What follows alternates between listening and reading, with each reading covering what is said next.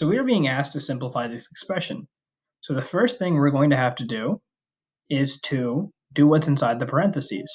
So we are going to subtract 499 from 975.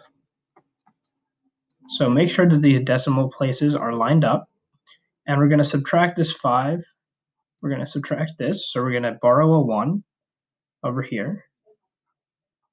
So this becomes 6. We're going to borrow another 1 over here, so this becomes 7. And then this will be 4. So now we have 62 times 4.76. So now we're going to have to multiply. So the first thing we're going to do is just multiply 476 by 62.